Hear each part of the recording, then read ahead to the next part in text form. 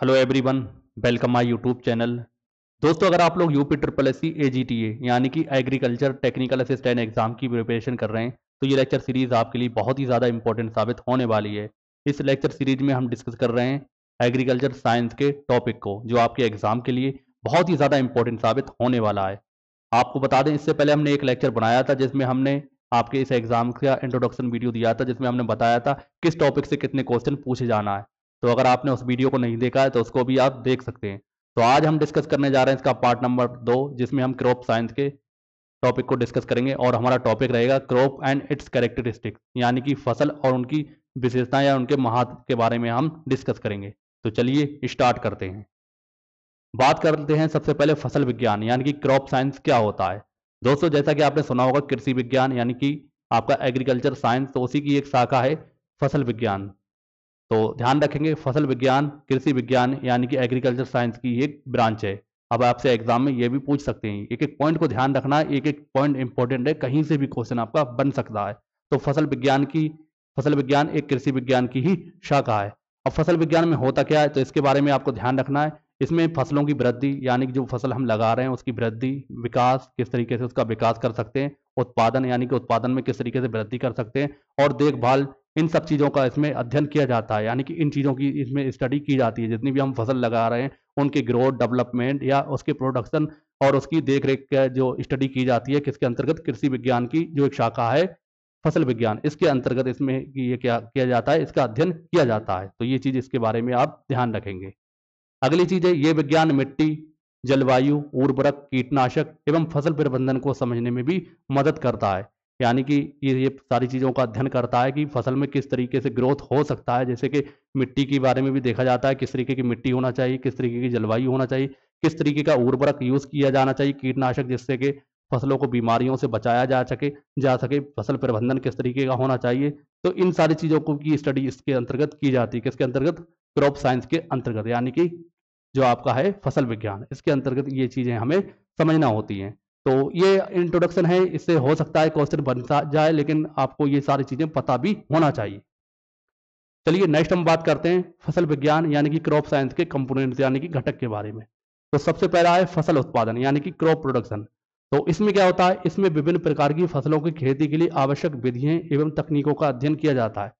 कहने का मकसद ये है, अगर हम क्रॉप प्रोडक्शन कर रहे हैं या फसल का उत्पादन कर रहे हैं तो हम नई नई विधियों को यूज़ करेंगे, नई नई टेक्निक या तकनीकों का अध्ययन कर इसमें हम करते हैं, ताकि क्या हो, हमारे प्रोडक्शन में जो हम फसलें उगा रहे हैं बहुत ज़्यादा ग्रोथ हो सके। तो इसमें ही हम क्या करते हैं, फसल उत्पादक, इसका आपका ये क्या है, ये एक प्रमुख घटक है फसल विज्ञान का। अगला है हमारा फसल सुधार यानी कि क्रॉप इम्प्रूवमेंट। तो इसमें क्या करते हैं, इसमें हम उन्नत किस्मों के विकास, संकर बीजों, हाइब्रिड सीड्स तथा बायोटेक्नोलॉजी द्वारा फसलों की गुणवत्ता सुधारने पर भी ध्यान दिया जाता है।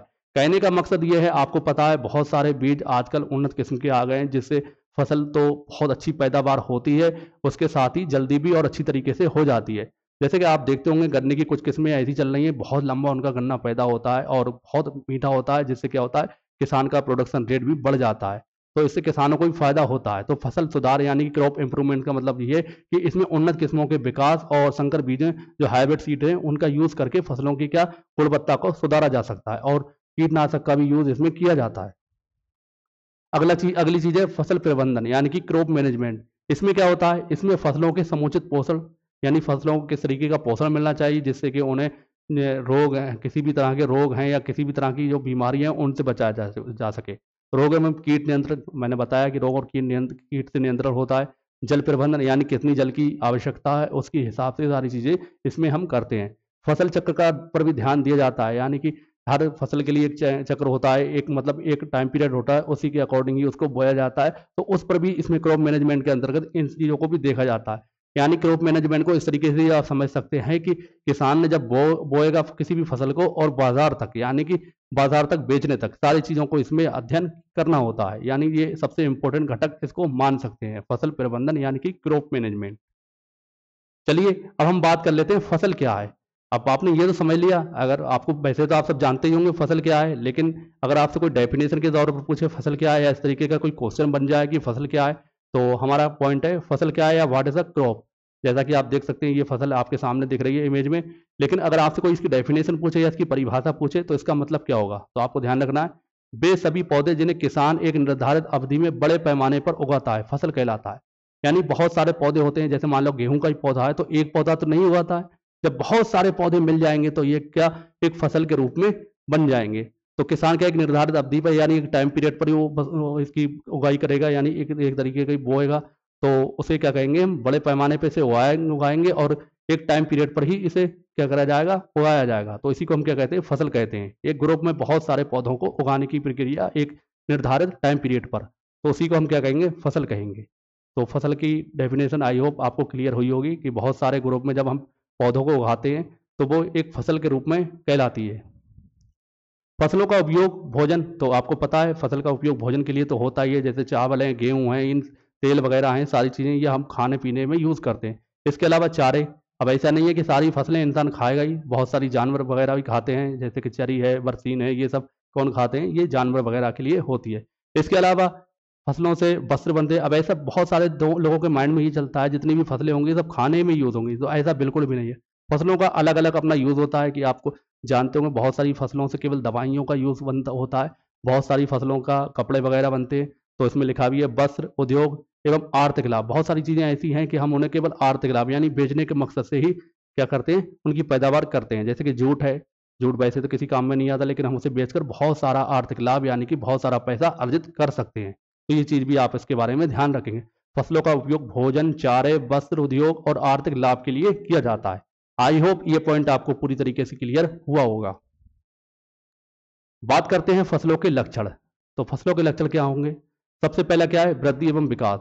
तो फसलें, जैसा कि आप सबको पता है, हर फसल का अपना अपना टाइम पीरियड है। कोई फसल 3 महीने में पैदा मतलब कंप्लीट हो जाती है, कोई 4 महीने में, कोई 6 महीने में। इसी तरीके से फसलों के अलग अलग उनकी क्या होता है, टाइम पीरियड होता है। तो फसलें वार्षिक, द्विवार्षिक, यानी वार्षिक साल में एक बार ही फसल मिल पाती है।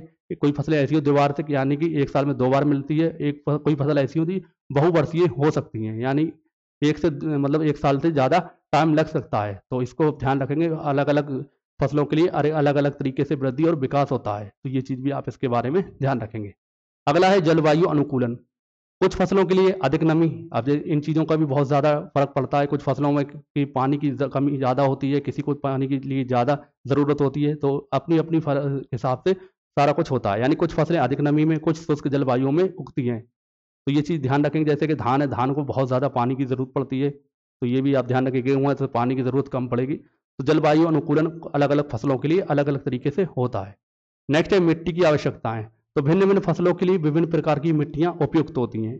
आप सब जानते हैं बहुत सारी फसलों के हैं और हर फसलों के लिए अलग अलग तरीके की मिट्टी का यूज़ होता है।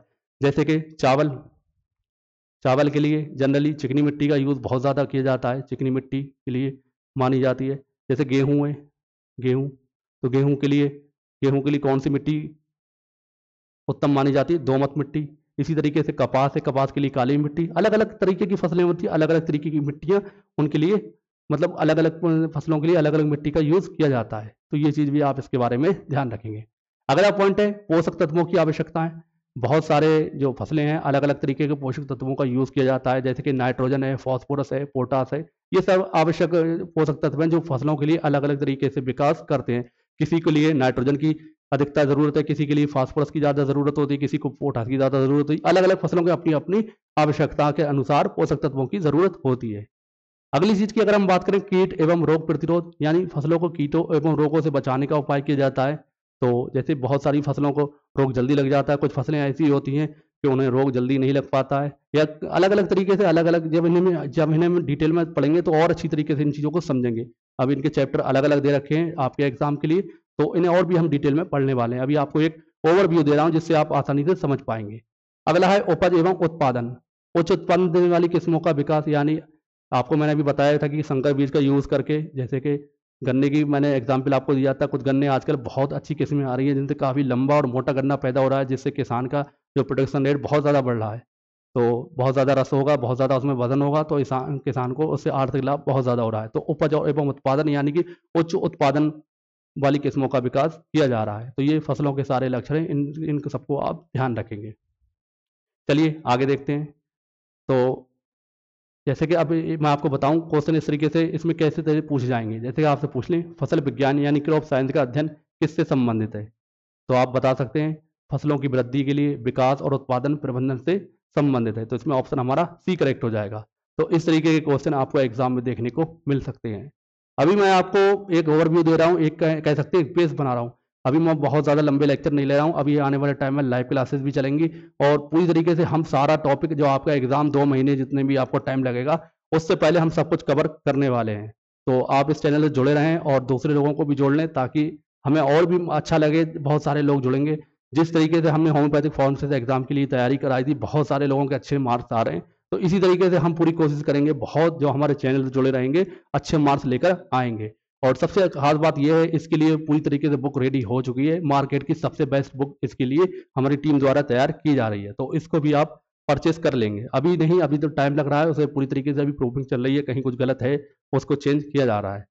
तो जैसे इस तरीके के क्वेश्चन आपको एग्जाम में देखने को मिलेंगे। तो अब इसमें फसल विज्ञान कृषि विज्ञान की एक शाखा है जिसमें विभिन्न प्रकार की फसलों की देखभाल, उनकी पैदावार, पोषण आवश्यकताओं और उन्नत तकनीकों का अध्ययन किया जाता है। तो अभी मैं आपको बता रहा हूँ कि किस तरीके से हम तैयारी कराने वाले हैं। सबसे पहले हम किसी भी टॉपिक को समझेंगे, उसके बाद हम इंपॉर्टेंट एमसीक्यू कराएंगे, जिससे क्या होगा, पूरा टॉपिक आपका पूरी तरीके से क्लियर हो जाएगा। और अगर आपके एग्जाम में से क्वेश्चन बनता है तो आपका गलत नहीं होगा, इस बात की गारंटी हम देते हैं। अब जैसे कि अगला क्वेश्चन है, फसलों के आवश्यक पोषक तत्वों में कौन सा प्रमुख तत्व शामिल नहीं है? नाइट्रोजन शामिल है, फॉस्फोरस शामिल है, पोटास भी शामिल है, लेकिन सोडियम शामिल नहीं है। तो ये क्या हो जाएगा, हमारा ऑप्शन सी करेक्ट हो जाएगा, यानी सोडियम इसमें शामिल नहीं होता है। तो इसका एक्सप्लेनेशन देख सकते हैं। फसलों की वृद्धि के लिए मुख्य पोषक तत्व नाइट्रोजन, फॉस्फोरस, पोटास होते हैं। इनके आप ये चिन्ह है, ये प्रतीक है, ये भी आप ध्यान रखेंगे। तो सोडियम फसलों के आवश्यक नहीं होता है, बल्कि अधिक मात्रा में होने पर ये मिट्टी को अनउपजाऊ बना सकता है। यानी अगर किसी भी मिट्टी में सोडियम की मात्रा बढ़ जाती है तो वो क्या करता है, फसल की जो प्रोडक्शन रेट है उसको कम कर देता है, यानी अनउपजाऊ मिट्टी को बना देता है। तो ये भी चीज़ इसके बारे में ध्यान रखेंगे।